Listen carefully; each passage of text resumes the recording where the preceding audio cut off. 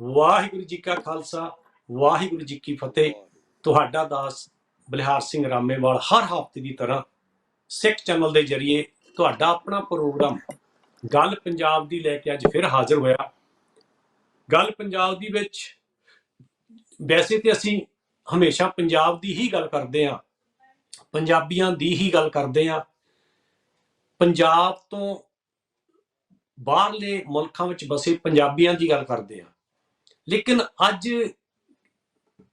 ਕੁਝ ਗੱਲ ਕਰਾਂਗੇ ਤੁਹਾਨੂੰ ਭਾਰਤ ਦੇ ਉਸ ਸੂਬੇ ਦੀ ਜਿੱਥੇ ਤੁਸੀਂ ਭਲੀ ਭਾਂਤ ਜਾਣਦੇ ਹੋ ਕਿ ਦਰਿੰਦਗੀ ਦਾ ਇੱਕ ਨੰਗਾ ਨਾਚ ਉਸ ਸੂਬੇ ਵਿੱਚ ਹੋਇਆ ਤੇ ਹਜੇ ਤੱਕ ਉਹਦਾ ਕੋਈ ਹੱਲ, ਭਾਵੇਂ ਕਹਿ ਦਿੱਤਾ ਗਿਆ ਕਿ ਗ੍ਰਿਫਤਾਰੀਆਂ 2-4 ਜਿੰਨੀਆਂ ਵੀ ਕੀਤੀਆਂ ਹੋਈਆਂ, ਲੇਕਿਨ ਜੋ ਉੱਥੇ ਦਰਿੰਦਗੀ ਹੋਈ, ਜੋ ਉੱਥੇ ਇੱਕ ਘਿਨਾਉਣੀ ਹਰਕਤ ਹੋਈ, ਅਗਰ ਉਹਨੂੰ ਕੋਈ ਵੀ ਮਨੁੱਖ ਉਹਦੇ ਬਾਰੇ ਗੱਲ ਨਹੀਂ ਕਰਦਾ ਤੇ ਮੇਰੇ ਹਿਸਾਬ ਨਾਲ ਉਹ ਗਲਤ ਹੋਵੇਗਾ। ਅਸੀਂ ਅੱਜ ਗੱਲ ਕਰਨ ਦੀ ਕੋਸ਼ਿਸ਼ ਕਰਾਂਗੇ ਮਣੀਪੁਰ ਦੀ, ਜਿੱਥੇ ਮਨੁੱਖਤਾ ਵੱਲੋਂ, ਮਨੁੱਖਤਾ ਦਾ ਹੀ ਭਾਵ ਪੁਰਸ਼ਾਂ ਵੱਲੋਂ 2 ਔਰਤਾਂ ਨੂੰ ਸ਼ਰੇਆਮ ਨੰਗਿਆਂ ਕਰਕੇ ਘੁਮਾਇਆ ਗਿਆ, ਜਲੀਲ ਕੀਤਾ ਗਿਆ, ਕਈ ਤਰ੍ਹਾਂ ਦੀਆਂ ਗਾਲਾਂ ਕੱਢੀਆਂ ਗਈਆਂ, ਕਈ ਕੁਛ ਕੀਤਾ ਗਿਆ। ਜੇ ਮੈਂ ਇੱਥੇ ਗਲਤ ਨਾ ਹੋਵਾਂ ਤੇ ਇੱਕ ਬੰਨੇ ਤੇ ਆਪਾਂ ਕਹਿੰਦੇ ਆ ਕਿ ਇਹ ਮਾਂ ਆ, ਜਿਹੜੀ ਔਰਤ ਆ, ਭੈਣ ਆ, ਪਤਨੀ ਆ ਤੇ ਧੀ ਦੇ ਰੂਪ ਵਿੱਚ ਵੀ ਇਸ ਸੰਸਾਰ ਤੇ ਆਉਂਦੀ। ਲੇਕਿਨ ਜਦੋਂ ਇਸ ਤਰ੍ਹਾਂ ਦੀ ਹਰਕਤ ਕੋਈ ਕਰੇ ਤੇ ਉਦੋਂ ਮੇਰੇ ਖਿਆਲ ਮਨੁੱਖਤਾ ਦੀ ਰੂਹ ਜ਼ਰੂਰ ਕੰਬਦੀ ਹੋਵੇਗੀ। ਇੱਕ ਪਾਸੇ ਆਪਾਂ ਉਹਨਾਂ ਨੂੰ ਸਲਾਹੁੰਦੇ ਆ, ਉਹਨਾਂ ਦੀਆਂ ਸਿਫਤਾਂ ਕਰਦੇ ਆ, ਲੇਕਿਨ ਦੂਸਰੇ ਬੰਨੇ ਜਦੋਂ ਇਸ ਤਰ੍ਹਾਂ ਉਹਨਾਂ ਨੂੰ ਜਲੀਲ ਕਰਦੇ ਆ ਤੇ ਉੱਥੇ ਕਾਨੂੰਨ ਕੁਛ ਨਾ ਕਰੇ, ਪੁਲਿਸ ਕੁਛ ਨਾ ਕਰੇ, ਉਲਟਾ ਪੁਲਿਸ ਦਰਿੰਦਗੀ ਕਰਨ ਵਾਲਿਆਂ ਦਾ ਸਾਥ ਦੇਵੇ ਤੇ ਉਹਦੇ ਬਾਰੇ ਕੀ ਕਿਹਾ ਜਾ ਸਕਦਾ। ਇਹ ਸਾਰੀਆਂ ਇਹਨਾਂ ਗੱਲਾਂ ਤੇ ਵਿਚਾਰਾਂ ਦੀ ਸਾਂਝ ਪਾਉਣ ਦੇ ਲਈ ਅੱਜ ਆਪੋ ਆਪਣੇ ਘਰਾਂ ਤੋਂ ਗੱਲ ਪੰਜਾਬ ਦੀ ਪ੍ਰੋਗਰਾਮ ਵਿੱਚ ਸ਼ਾਮਲ ਹੋਏ ਨੇ ਸਰਦਾਰ ਜਸਵਿੰਦਰ ਸਿੰਘ ਸਰਪੰਚ ਸਾਹਿਬ, ਸਰਦਾਰ ਜਗਮੋਹਨ ਸਿੰਘ ਜੀ ਲਾਡੀ ਪੰਜਾਬ ਦੀ ਧਰਤੀ ਤੋਂ, ਅਤੇ ਸਰਦਾਰ ਗੁਰਸੇਵਕ ਸਿੰਘ ਜੀ ਚੀਮਾ ਜੋ ਪੰਜਾਬ ਦੀ ਧਰਤੀ ਤੋਂ ਉਚੇਚੇ ਤੌਰ ਤੇ ਇੰਗਲੈਂਡ ਵਿੱਚ ਆਏ ਨੇ। ਮੇਰੇ ਵੀਰ ਨਾਲ ਬੈਠੇ ਨੇ ਸਰਦਾਰ ਜਸਵਿੰਦਰ ਸਿੰਘ ਜੀ ਕਾਲਾ, ਗੁਰਦੁਆਰਾ ਬਾਬੇ ਕੇ ਦੇ ਮੁਖੀ, ਅਤੇ ਪੰਜਾਬ ਦੀ ਧਰਤੀ ਤੋਂ ਪ੍ਰਸਿੱਧ ਕਥਾਵਾਚਕ ਗਿਆਨੀ ਅਮਰਿੰਦਰ ਸਿੰਘ ਜੀ ਸਾਡੇ ਨਾਲ ਜੁੜੇ ਨੇ। ਸੋ ਮੈਂ ਸਾਰੇ ਹੀ ਵੀਰਾਂ ਨੂੰ ਅੱਜ ਗੱਲ ਪੰਜਾਬ ਦੀ ਵਿੱਚ ਪ੍ਰੋਗਰਾਮ ਵਿੱਚ ਸ਼ਾਮਲ ਹੋਣ ਤੇ ਫਤਿਹ ਬੁਲਾਉਣਾ ਹਾਂ। ਵਾਹਿਗੁਰੂ ਜੀ ਕਾ ਖਾਲਸਾ, ਵਾਹਿਗੁਰੂ ਜੀ ਕੀ ਫਤਿਹ। ਸਰਪੰਚ ਸਾਹਿਬ, ਸਭ ਤੋਂ ਪਹਿਲਾਂ ਤੁਹਾਡੇ ਲਾਵਾਂਗਾ, ਤੁਸੀਂ ਉਸ ਘਟਨਾ ਬਾਰੇ ਵਿਸਤਾਰ ਸਹਿਤ ਦੱਸੋ ਤਾਂ ਕਿ ਫਿਰ ਦੂਸਰਿਆਂ ਤੋਂ ਪੁੱਛਿਆ ਜਾ ਸਕੇ ਕਿ ਕੀ ਕਾਰਨ ਨੇ, ਇਹਨਾਂ ਦੇ ਕੀ ਹੱਲ ਕਰਨੇ ਚਾਹੀਦੇ ਨੇ। ਮੈਂ ਇਹ ਸਮਝਦਾ ਕਿ ਮੇਰੇ ਤੋਂ ਪੰਜਾਬ ਤੋਂ ਕਈ ਜਿਹੜੇ ਇੰਡੀਆ 'ਚ ਬੈਠੇ ਮੇਰੇ ਸਾਥੀ ਆ, ਮੇਰੇ ਨਾਲ ਜ਼ਿਆਦਾ ਜਾਣਦੇ ਆ, ਪਰ ਅੱਜ ਜਦੋਂ ਅਸੀਂ ਇਹ ਗੱਲ ਕਿ ਇਨਸਾਨੀਅਤ ਜਿਹੜੀ ਸ਼ਰਮਸਾਰ ਹੋਈ ਆ ਕਿ ਮਨੀਪੁਰ ਦੀ ਜਿਹੜੀ ਆਬਾਦੀ ਆ 82 ਲੱਖ ਦੀ ਆਬਾਦੀ ਆ, ਜਿਹਦੇ ਵਿੱਚੋਂ 41% ਹਿੰਦੂ ਆ ਤੇ 41% ਹੀ ਜਿਹੜੇ ਕੁੱਕੀ ਨਾਗਾ, ਜਿਹੜੇ ਕ੍ਰਿਸਚੀਅਨਟੀ ਨੂੰ ਬਿਲੋਂਗ ਕਰਦੇ ਆ, ਉਹ ਟ੍ਰਾਈਬਲ ਲੋਕ ਹੈ। ਇਹ ਜਿਹੜੇ 3 ਮਈ ਤੋਂ ਸ਼ੁਰੂ ਹੋਏ, 3 ਮਈ ਤੋਂ ਸ਼ੁਰੂ ਹੋ ਕੇ ਤਾਂ ਉਹਨਾਂ ਨੇ ਇਹ ਅੱਜ ਤੱਕ ਜਿਹੜੀ ਅਫੀਸ਼ੀਅਲ 27 ਜੁਲਾਈ ਤੱਕ ਅਫੀਸ਼ੀਅਲ ਰਿਪੋਰਟ ਸੀਗੀ ਕਿ 180 ਤੋਂ ਜ਼ਿਆਦਾ ਜਿਹੜੇ ਬੰਦੇ ਆ ਉਹ ਮਾਰੇ ਜਾ ਚੁੱਕੇ ਆ। ਇਹ ਰਾਮੇਵਾਲ ਜੀ, ਦੁੱਖ ਇਸ ਗੱਲ ਦਾ ਕਿ ਜਿਹੜੀਆਂ ਬੱਚੀਆਂ ਨੂੰ ਨੰਗੇ ਕਰਕੇ ਬਾਜ਼ਾਰਾਂ ਵਿੱਚ ਪਰੇਡ ਕੀਤੀ ਗਈ ਆ, ਇਹ ਬਹੁਤ ਨਿੰਦਨੀय ਘਟਨਾ, ਬਹੁਤ ਘਿਨਾਉਣੀ ਘਟਨਾ ਆ। ਔਰ ਇਹ ਜਿਹੜੀਆਂ ਲੜਕੀਆਂ ਇਹ ਪੁਲਿਸ ਦੇ ਕੋਲ ਸੀ, ਦੇਖੋ ਪੁਲਿਸ ਨੇ ਭੀੜ ਨੂੰ ਸਪੁਰਦ ਕਰਤੀਆਂ। ਇੱਕ ਜਿਹੜੀ ਕਿਸੇ ਵੀ, ਚਾਹੇ ਉਹ ਫੋਰਸ ਹੋਵੇ ਉੱਥੇ, ਚਾਹੇ ਉੱਥੇ ਕੋਈ ਜਿਹੜੀ ਰਾਜ ਕਰਦੀ ਧਿਰ ਹੋਵੇ, ਕਿਸੇ ਨੇ ਵੀ ਉਹਨਾਂ ਦਾ ਸਾਥ ਨਹੀਂ ਦਿੱਤਾ। ਉਹ ਵੀ ਮੈਂ ਉਹਦੇ ਜਿਹੜਾ ਹਸਬੈਂਡ ਆ ਉਹਦੇ ਬਿਆਨ ਪੜ੍ਹੇ ਆ, ਉਹਨੇ 28 ਸਾਲ ਮਿਲਟਰੀ ਵਿੱਚ ਜੌਬ ਕੀਤੀ ਆ ਔਰ ਕਾਰਗਿਲ ਦੀ ਲੜਾਈ ਵੀ ਲੜੀ ਆ। ਉਹ ਕਹਿੰਦਾ ਮੈਂ ਦੇਸ਼ ਦੀ ਰੱਖਿਆ ਤਾਂ ਕਰ ਸਕਿਆ, ਦੇਸ਼ ਦੀ ਲੜਾਈ ਲੜੀ ਆ, ਲੇਕਿਨ ਮੈਂ ਆਪਣੇ ਪਰਿਵਾਰ ਨੂੰ ਇਹ ਲੜਾਈ ਉਹਨਾਂ ਦੀ ਮੈਂ ਸੇਫਟੀ ਨਹੀਂ ਕਰ ਸਕਿਆ। ਔਰ ਇਹ ਬਹੁਤ ਮੰਦਭਾਗੀ ਗੱਲ ਆ। ਔਰ ਦੇਸ਼ ਦੇ ਅੰਦਰ ਤੁਸੀਂ ਇਹ ਦੇਖੋ ਵੀ ਇਹ ਪਲਾਨਡ ਜਿਹੜੀ ਘਟਨਾ ਆ, ਮੋਦੀ ਨੇ, ਮਨ ਕੀ ਬਾਤ ਤਾਂ ਮੋਦੀ ਕਰਦਾ, ਕਿ ਅੱਜ ਅਸੀਂ ਆਹ ਗੱਲ ਕਰ ਰਹੇ ਹਾਂ, ਅੱਜ ਆਹ ਗੱਲ ਆ, ਲੇਕਿਨ ਮਨ ਦੀ ਗੱਲ ਦੇ ਮੋਦੀ ਨੇ ਅੱਜ ਤੱਕ ਇਸ ਗੱਲ ਦੀ ਨਿਖੇਧੀ ਨਹੀਂ ਕੀਤੀ। ਇਹ ਕਹਿੰਦਾ ਮੇਰਾ ਮਨ ਭਾਰਾ ਹੈ ਮੜ ਜਾ, ਇੰਨੀ ਗੱਲ ਕਰਕੇ। ਜੇ ਦੂਸਰੀਆਂ ਪਾਰਟੀਆਂ ਵਾਲੇ ਲੋਕ ਜਿਹੜੇ ਆ ਮੈਂਬਰ ਪਾਰਲੀਮੈਂਟ ਹੈ, ਉਹ ਜਿਹੜੇ ਜਿਨ੍ਹਾਂ ਨੇ ਇੰਡੀਆ ਆਰਗੇਨਾਈਜ਼ ਇੱਕ ਸੰਗਠਨ ਬਣਾਇਆ, ਉਹਦੇ ਤਹਿਤ ਉਹ ਅਸਾਮ ਵਿੱਚ ਗਏ ਆ, ਤਾਂ ਇਹਨਾਂ ਦੇ ਮੈਂਬਰ ਪਾਰਲੀਮੈਂਟ ਨੇ ਕਿਹਾ ਕਿ ਪੋਲੀਟੀਕਲ ਟੂਰਿਜ਼ਮ ਆ, ਇਸ ਤੋਂ ਸਿਵਾਏ ਹੋਰ ਕੋਈ ਨਹੀਂ। ਤੁਸੀਂ ਇਹ ਦੇਖੋ ਕਿ 41% ਆਬਾਦੀ ਕ੍ਰਿਸਚੀਅਨਟੀ ਦੀ, ਉੱਥੇ 41 ਦੇ ਕਰੀਬ ਜਿਹੜੀ ਆ ਇਹ ਮਤਈ ਜਿਹੜੇ ਹਿੰਦੂ ਆ, ਔਰ 8% ਉੱਥੇ ਮੁਸਲਮਾਨ ਆ, ਬਾਕੀ ਅਦਰ ਆ। ਤੁਸੀਂ ਇਹ ਦੇਖੋ ਕਿ ਜਿੱਥੇ ਇਹ ਜਿਨ੍ਹਾਂ ਨੂੰ ਅਸੀਂ 7 ਸਿਸਟਰ ਕਹਿੰਦੇ ਆ, ਇਹ ਜਿਹੜੀ ਮਨੀਪੁਰ ਸਟੇਟ ਆ 7 ਸਿਸਟਰ ਦੇ ਵਿੱਚ ਆਉਂਦੀ ਆ। ਇਹਦੇ ਵਿੱਚ ਜਿਹਨੂੰ ਆਪਾਂ ਅਸਾਮ ਆ, ਅਰੁਣਾਚਲ ਆ, ਨਾਗਾਲੈਂਡ ਆ, ਤ੍ਰਿਪੁਰਾ ਆ, ਸਿੱਕਮ ਆ, ਇਹ ਸਾਰੀਆਂ ਸਟੇਟਾਂ ਉਹ ਚ ਆਉਂਦੀਆਂ। ਇਹਨੂੰ 7 ਸਿਸਟਰ ਦਾ ਨਾਂ ਦਿੱਤਾ ਗਿਆ। ਅੱਜ ਕੋਈ ਵੀ ਮੋਦੀ, ਉਹ ਕਹਿੰਦੇ ਕਿ ਮੋਦੀ ਜਿਹੜਾ ਪਾਰਲੀਮੈਂਟ ਵਿੱਚ ਆ ਕੇ ਬਿਆਨ ਦੇਵੇ ਕਿ ਮਨੀਪੁਰ ਵਿੱਚ ਤੁਸੀਂ ਕੀ ਕਰ ਰਹੇ ਆ। ਬਸ ਉਹ ਅੱਜ ਤੱਕ ਮੋਦੀ ਇਹ ਵੀ ਨਹੀਂ ਪਾਰਲੀਮੈਂਟ ਵਿੱਚ ਬਿਆਨ ਦੇਣ ਨੂੰ ਕਿ ਮਨੀਪੁਰ ਵਿੱਚ ਮੰਦਭਾਗੀ ਘਟਨਾ ਹੋਈ ਆ। ਤੇ ਇਸ ਲਈ ਅੱਜ ਲੋੜ ਆ ਕਿ ਸਾਰੇ ਜਿਹੜਾ ਇਨਸਾਨੀਅਤ ਪਸੰਦ ਲੋਕ ਹੈ, ਉਹਨਾਂ ਨੂੰ ਸਾਰਿਆਂ ਨੂੰ ਹੀ ਮਨੀਪੁਰ ਦੇ ਲੋਕਾਂ ਦੇ ਵਿੱਚ ਜਿਨ੍ਹਾਂ ਨਾਲ ਅਤਿਆਚਾਰ ਹੋਇਆ, ਸਾਰਿਆਂ ਨੂੰ ਇਹ ਜਿਹੜੀ ਇਹਦੀ ਅਸੀਂ ਨਿੰਦਾ ਕਰਦੇ ਹਾਂ। ਔਰ ਸਾਰੇ ਜਿਹੜੇ ਇਹ ਸੋਚ ਰੱਖਣ ਵਾਲੇ ਲੋਕ ਆ ਇਨਸਾਨੀਅਤ ਪਸੰਦ, ਉਹਨਾਂ ਸਾਰਿਆਂ ਨੂੰ ਇਹਦੀ ਨਿਖੇਧੀ ਕਰਨੀ ਚਾਹੀਦੀ ਆ। ਔਰ ਉੱਥੇ ਜਿਹੜੇ ਪੁਲਿਸਮੈਨ ਨੇ, ਉਹਨਾਂ ਨੇ ਲੜਕੀਆਂ ਸਪੁਰਦ ਕੀਤੀਆਂ ਭੀੜ ਦੇ, ਉਹਨਾਂ ਨੂੰ ਸਸਪੈਂਡ ਕੀਤਾ ਜਾਣਾ ਚਾਹੀਦਾ, ਉਹਨਾਂ ਨੂੰ ਜਿਹੜਾ ਡਿਸਮਿਸ ਕੀਤਾ ਜਾਣਾ ਚਾਹੀਦਾ, ਉਹਨਾਂ ਤੇ ਪ੍ਰੋਪਰ ਐਕਸ਼ਨ ਲੈਣਾ ਚਾਹੀਦਾ। ਉੱਥੇ ਦੇ ਜਿਹੜਾ ਚੀਫ ਮਿਨਿਸਟਰ ਆ, ਉਹਨੂੰ ਆਪਣੀ ਜ਼ਿੰਮੇਵਾਰੀ ਲੈਂਦੇ ਹੋਏ ਉਹਨੂੰ ਅਖਲਾਕੀ ਤੌਰ ਤੇ ਰਿਜ਼ਾਈਨ ਕਰਨਾ ਚਾਹੀਦਾ, ਤਾਂ ਕਿ ਜਿਹੜਾ ਇਹ ਬਹੁਤ ਮੰਦਭਾਗੀ ਘਟਨਾ ਆ। ਜੀ ਸਰਪੰਚ ਸਾਹਿਬ, ਤੁਹਾਡੇ ਨਾਲ ਦੁਬਾਰੇ ਆਵਾਂਗਾ। ਜਿਹੜੇ ਤੁਸੀਂ ਵਿਚਾਰ ਉੱਤੇ ਮੈਂ ਦੂਜੇ ਨਾਲਦਿਆਂ ਨੂੰ ਵੀ ਪੁੱਛ ਲਵਾਂ, ਫਿਰ ਤੇਰੇ ਨਾਲ ਦੁਬਾਰੇ ਫਿਰ ਆਊਂਗਾ, ਤੇ ਜਦ ਤਾਈਂ ਹੋਰ ਤਿਆਰੀ ਕਰ ਲਾ। ਸੋ ਕਾਲੇ ਭਾ, ਤੁਹਾਡੇ ਕੋਲੋਂ ਜਾਣਨਾ ਚਾਹਾਂਗਾ ਕਿ ਜੋ ਮਨੀਪੁਰ ਵਿੱਚ ਘਟਨਾ ਵਾਪਰੀ ਆ, ਅਤੇ ਉਸ ਤੋਂ ਪਹਿਲਾਂ ਵੀ ਜਿਹਦਾ ਸਰਪੰਚ ਸਾਹਿਬ ਨੇ ਦੱਸਿਆ ਕਿ ਹੁਣ ਤੱਕ ਕਿੰਨੀਆਂ ਉੱਥੇ ਮੌਤਾਂ ਹੋ ਚੁੱਕੀਆਂ, ਕਿੰਨਾ ਨੁਕਸਾਨ ਹੋ ਚੁੱਕਿਆ, ਕਿੰਨੀਆਂ ਬਿਲਡਿੰਗਾਂ ਨੂੰ ਅੱਗਾਂ ਲਾਈਆਂ ਜਾ ਚੁੱਕੀਆਂ, ਕਿੰਨੀਆਂ ਕਾਰਾਂ ਦਾ ਨੁਕਸਾਨ ਹੋ ਗਿਆ। ਹੁਣ ਤੁਸੀਂ ਦੋਨਾਂ ਚੋਂ ਡਿਸਾਈਡ ਕਰਨਾ ਕਿ ਸ਼ੁਰੂਆਤ ਕਿਹਨੇ ਕਰਨੀ ਆ, ਚੀਮਾ ਸਾਹਿਬ ਨੇ ਬੋਲਣਾ ਜਾਂ ਤੁਸੀਂ ਬੋਲਣਾ? ਸੌਰੀ ਜੀ, ਮੈਂ ਸਭ ਤੋਂ ਪਹਿਲਾਂ ਤਾਂ ਸਾਰੇ ਸਾਥੀਆਂ ਨੂੰ ਫਤਿਹ ਦੀ ਸਾਂਝ ਪਾਉਣਾ। ਸਾਰਿਆਂ ਨੂੰ ਵਾਹਿਗੁਰੂ ਜੀ ਕਾ ਖਾਲਸਾ, ਵਾਹਿਗੁਰੂ ਜੀ ਕੀ ਫਤਿਹ। ਸਾਰਿਆਂ ਨੂੰ ਨਮਸਕਾਰ, ਸਤਿ ਸ਼੍ਰੀ ਅਕਾਲ। ਹਾਂਜੀ, ਇਸ ਉਪਰੰਤ ਜਿਹੜਾ ਅੱਜ ਦਾ ਏਜੰਡਾ ਜਿਹੜੇ ਤੇ ਆਪਾਂ ਗੱਲ ਕਰ ਰਹੇ ਆ ਮਨੀਪੁਰ ਦੇ ਬਾਰੇ ਚ, ਸੋ ਇਹ ਜਿੰਨੀ ਕੀ ਇਹਦੀ ਨਿੰਦਾ ਕੀਤੀ ਜਾਵੇ, ਇਸ ਜਿਹੜਾ ਇਹ ਕ੍ਰਾਈਮ ਹੋਇਆ, ਜਿਹੜਾ ਜ਼ੁਲਮ ਹੋਇਆ, ਜਿਹੜਾ ਅਤਿਆਚਾਰ ਹੋਇਆ, ਉਹ ਸ਼ਬਦਾਂ ਦੇ ਵਿੱਚ ਨਿੰਦਿਆ ਕਰਨੀ ਬਹੁਤ ਔਖੀ ਹੈ, ਕਿਉਂਕਿ ਬਹੁਤ ਹੀ ਮੰਦਭਾਗੀ ਘਟਨਾ ਹੈ। ਕਿ ਅੱਜ ਵੇਖੋ ਸਾਰੀਆਂ ਸਟੇਟਾਂ ਦੇ ਵਿੱਚ ਜਿੱਥੇ ਬੀਜੇਪੀ ਦੀ ਸਰਕਾਰ ਨਹੀਂ, ਉਹਨਾਂ ਨੂੰ ਕਿਸ ਤਰੀਕੇ ਨਾਲ ਦਬਕਾਇਆ ਜਾ ਰਿਹਾ, ਧਮਕਾਇਆ ਜਾ ਰਿਹਾ, ਤੇ ਜਿੱਥੇ ਬੀਜੇਪੀ ਦੀ ਸਰਕਾਰ ਹੈ ਉੱਥੇ ਕਿੱਡੇ ਕਿੱਡੇ ਜ਼ੁਲਮ ਹੋ ਰਹੇ ਆ। ਸਾਰੀਆਂ ਜਿਹੜੀਆਂ ਹੈਗੀਆਂ ਜਾਤੀਆਂ, ਉਹਨਾਂ ਨੂੰ ਆਪਸ ਵਿੱਚ ਲੜਾਇਆ ਜਾ ਰਿਹਾ ਕਿ ਇਹੋ ਜਿਹਾ ਕੁਝ ਹੋ ਰਿਹਾ, ਇਹੋ ਜਿਹੇ ਅਤਿਆਚਾਰ ਹੋ ਰਿਹਾ। ਨਹੀਂ ਤਾਂ ਜਿੰਨਾ ਕੁਝ ਉੱਤੇ ਹੋਇਆ, ਮੋਦੀ ਸਾਹਿਬ ਨੂੰ ਅੱਜ ਤੱਕ ਕੋਈ ਨਾ ਕੋਈ ਸਖਤ ਐਕਸ਼ਨ ਲੈਣਾ ਚਾਹੀਦਾ ਸੀ। ਸੋ ਮੈਂ ਤਾਂ ਇਹੀ ਕਹਿਣੀ ਚਾਹੁੰਦਾ ਕਿ ਇਹੋ ਜਿਹੀ ਸਰਕਾਰ ਨੂੰ ਚੱਲਦਾ ਕਰਨਾ ਚਾਹੀਦਾ, ਰਾਸ਼ਟਰਪਤੀ ਰਾਜ ਲਾਗੂ ਕਰਨਾ ਚਾਹੀਦਾ, ਤਾਂ ਜੋ ਜਿਹੜੀ ਨੱਥ ਪਾਈ ਜਾ ਸਕੇ ਦੂਜੀਆਂ ਸਟੇਟਾਂ ਦੇ ਵਿੱਚ ਇਹੋ ਜਿਹਾ ਜਿਹੜਾ ਪ੍ਰਭਾਵ ਮਾੜਾ ਜਾਂਦਾ।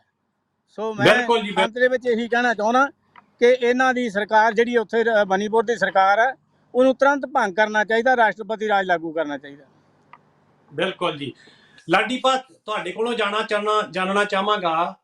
ਮੈਂ ਕਿਹਾ ਸਭ ਤੋਂ ਪਹਿਲਾਂ ਸਾਰੇ ਬੁਲਾਰਿਆਂ ਨੂੰ ਮੇਰੇ ਵੱਲੋਂ ਨਿੱਘੀ ਪਿਆਰ ਭਰੀ ਸਤਿ ਸ਼੍ਰੀ ਅਕਾਲ। ਪੈਨਲ ਦੇ ਵਿੱਚ ਬੈਠੇ ਨੇ ਤੇ ਬੈਠੇ ਮੈਂ ਵੀ ਅੱਜ ਮੌਕਾ ਮਿਲਿਆ ਬਹਿਣ ਦਾ। ਰਾਮੇਲ ਸਾਹਿਬ, ਗੱਲ ਇਹ ਆ ਵੀ ਜੇ ਲੋਕਾਂ ਦੇ ਨਾਲ ਕਿਤੇ ਕੋਈ ਕਿਸੇ ਤਰ੍ਹਾਂ ਦੀ ਕੋਈ ਕਿਤੇ ਹੁੰਦਾ ਆ, ਕੋਈ ਵਾਪਰਦਾ ਹਾਦਸਾ ਵਾਪਰਦਾ ਹੈ, ਤਾਂ ਉੱਥੇ ਜਾਊਗਾ, ਪ੍ਰਸ਼ਾਸਨ ਕੋਲ ਜਾਊਗਾ, ਆਪਣੀ ਪ੍ਰਸ਼ਾਸਨ ਕੋਲ ਜਾ ਕੇ ਆਵਾਜ਼ ਉਠਾਊਗਾ, ਮੰਗ ਉਠਾਊਗਾ, ਉਹ ਇਨਸਾਫ ਮੰਗੂਗਾ ਜਾ ਕੇ ਪ੍ਰਸ਼ਾਸਨ ਕੋਲ। ਸ਼ਾਸਨ ਹੀ ਇਹ ਜਿਹੀਆਂ ਘਿਨਾਉਣੀਆਂ ਹਰਕਤਾਂ ਕਰਨ ਲੱਗ ਪਿਆ, ਤੇ ਉਸ ਤੋਂ ਅੱਗੇ ਤਾਂ ਕੋਈ ਦਰਵਾਜ਼ਾ ਵੀ ਹੈ ਨਹੀਂਗਾ। ਹੈ ਜੀ, ਕਿਸੇ ਦਾ ਕੋਈ ਲੜਾਈ ਝਗੜਾ ਹੋ ਜਾਵੇ, ਉਹ ਸਭ ਤੋਂ ਪਹਿਲਾਂ ਨੇੜੇ ਦੇ ਪੁਲਿਸ ਚੌਂਕੀ ਥਾਣੇ ਕੋਲ ਜਾਊਗਾ, ਉਸ ਤੋਂ ਬਾਅਦ ਉੱਚ ਅਧਿਕਾਰੀਆਂ ਕੋਲ ਜਾਊਗਾ, ਪੁਲਿਸ ਦੀ ਕਾਰਵਾਈ ਹੈ ਕਿ ਪੁਲਿਸ FIR ਦਰਜ ਕਰਕੇ, ਪੁਲਿਸ ਕੋਲ ਵੀ ਕੋਈ ਰਾਈਟ ਨਹੀਂ ਹੈਗਾ ਕਿਸੇ ਨੂੰ ਸਜ਼ਾ ਦੇਣ ਦਾ। ਪੁਲਿਸ ਵੀ FIR ਦਰਜ ਕਰਕੇ ਉਸ ਤੋਂ ਬਾਅਦ ਉਹਨਾਂ ਨੂੰ 24 ਘੰਟੇ ਦੇ ਅੰਦਰ ਅੰਦਰ ਚਲਾਨ ਪੇਸ਼ ਕਰਨਾ ਪੈਂਦਾ ਕੋਰਟ ਦੇ ਵਿੱਚ। ਪਰ ਪੁਲਿਸ ਹੀ ਇਹੋ ਜਿਹੇ ਹਰਕਤਾਂ ਕਰਨ ਲੱਗ ਪਈ ਤਾਂ ਹੁਣ ਤੱਕ ਤਾਂ ਗ੍ਰਹਿ ਮੰਤਰੀ ਨੂੰ ਦੇਸ਼ ਦਾ ਜਿਹੜਾ ਗ੍ਰਹਿ ਮੰਤਰੀ ਉਹਨਾਂ ਨੂੰ DGP ਤਲਬ ਕਰ ਲੈਣਾ ਚਾਹੀਦਾ ਸੀ। DGP ਤਲਬ ਕਰਕੇ ਵੀ ਹਾਂ ਹੁਣ ਤੱਕ 3 ਮਹੀਨੇ ਹੋ ਗਏ, 4 ਮਈ ਦੀ ਘਟਨਾ ਜੀ ਇਹ ਵਾਪਰੀ ਹੋਈ। ਕਿਉਂਕਿ ਜੇ ਵੀਡੀਓ ਸਾਹਮਣੇ ਆਈ ਤਾਂ ਲੋਕਾਂ ਨੂੰ ਪਤਾ ਲੱਗਿਆ, ਤਾਂ ਇਹ ਚੀਜ਼ਾਂ ਹੁਣ ਕਾਰਵਾਈ ਇਹਦੇ ਨਾਲ ਬਾਅਦ ਕਾਰਵਾਈ ਹੋਈ। ਇਹਦਾ ਮਤਲਬ ਹੈ ਕਿ ਜੇ ਕੋਈ ਇਦਾਂ ਦੀ ਘਿਨਾਉਣੀ ਹਰਕਤ ਹੋ ਜਾਵੇ, ਜਿੰਨਾ ਟਾਈਮ ਵੀਡੀਓ ਨਹੀਂ ਸਾਹਮਣੇ ਆਉਂਦੀ ਉਹਨਾਂ ਟਾਈਮ ਉਹਦੇ ਤੇ ਕੋਈ FIR ਜਾਂ ਐਕਸ਼ਨ ਨਹੀਂ ਲੈਂਦੇ ਹੈਗੇ। ਇਹ ਤਾਂ ਵੀ ਜੇ ਵੀਡੀਓ ਨਾ ਸਾਹਮਣੇ ਆਉਂਦੀ ਤਾਂ ਕੋਈ ਐਕਸ਼ਨ ਲੈਣਾ ਹੀ ਨਹੀਂ ਹੈਗਾ ਸੀ ਕਿਸੇ ਨੇ।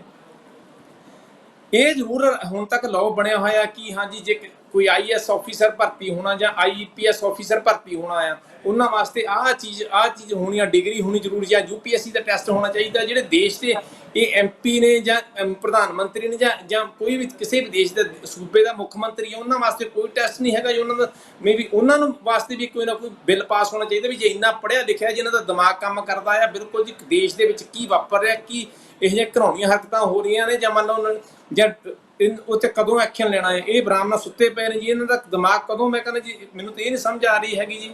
ਇਹਨਾਂ ਨੂੰ ਖੁਦ ਅਸਤੀਫਾ ਦੇ ਦੇਣਾ ਚਾਹੀਦਾ ਜੀ। ਹੁਣ ਕਿ ਤੁਸੀਂ ਆਪਣੇ ਹਿਸਾਬ ਨਾਲ ਦੱਸਿਆ, ਇਹ ਜਸਵਿੰਦਰ ਭਾ ਤੇਰੇ ਵੱਲ ਲਾਉਣਾ ਚਾਹੂੰਗਾ ਸਰਪੰਚ ਸਾਹਿਬ ਕਿ ਹਰ ਇੱਕ ਸੂਬੇ ਵਿੱਚ DGP ਤੋਂ ਲੈ ਕੇ ਥੱਲੇ ਨੂੰ ਰੈਂਕ ਬਾਏ ਰੈਂਕ ਪੁਲਿਸ ਵਾਲੇ ਆਉਂਦੇ ਆ, ਲੇਕਿਨ ਕਿਸੇ ਦੀ ਵੀ ਜ਼ਮੀਰ ਨਹੀਂ ਜਾਗੀ ਕਿ ਇਸ ਤਰ੍ਹਾਂ ਦਾ ਜੋ ਨੰਗਾ ਨਾਚ ਹੋਇਆ ਉਹਦੇ ਤੇ ਆਪਾਂ ਨੂੰ ਐਕਸ਼ਨ ਲੈਣਾ ਚਾਹੀਦਾ। ਮੇਰੇ ਹਿਸਾਬ ਨਾਲ 4 ਜਾਂ 5 ਬੰਦੇ ਜਿਹੜੇ ਫੜੇ ਆ, ਐਡੇ ਵੱਡੇ ਲੋਕਾਂ ਦੇ ਇਕੱਠ ਵਿੱਚੋਂ 4-5 ਬੰਦੇ ਤੇ ਕੁਛ ਵੀ ਨਹੀਂ ਗਏ। ਸਰਪੰਚ ਸਾਹਿਬ ਤੁਸੀਂ ਕੀ ਕਹਿਣਾ ਚਾਹੁੰਦੇ ਆ? ਇਹ ਜੋ ਉਹਨੇ ਕੀਤਾ ਵੀ 4 ਬੰਦੇ ਫੜ ਕੇ ਲੋਕਾਂ ਦਾ ਮੂੰਹ ਚੁੱਪ ਕਰਾ ਲਓ, ਇਹ ਸਹੀ ਆ? ਦੇਖੋ ਇਹ ਤਾਂ ਸਿਰਫ ਜਿਹੜੇ 4-5 ਬੰਦੇ ਲੋਕਾਂ ਦੇ ਅੱਖਾਂ 'ਚ ਘੱਟਾ ਪਾਉਣ ਫੜੇ ਆ। ਲੋੜ ਹੈ ਕਿ ਉੱਥੇ ਸੰਵਿਧਾਨ ਦੀ ਸਹੁੰ ਖਾ ਕੇ ਇਹ ਮੈਂਬਰ ਪਾਰਲੀਮੈਂਟ ਬਣਦੇ ਆ, ਉਦੋਂ ਉਹ ਸਹੁੰ ਖਾਂਦੇ ਆ, ਕੋਈ ਵੀ ਅਫਸਰ ਆ ਉਹ ਭਾਰਤ ਦੇ ਸੰਵਿਧਾਨ ਦੀ ਸਹੁੰ ਖਾਂਦਾ।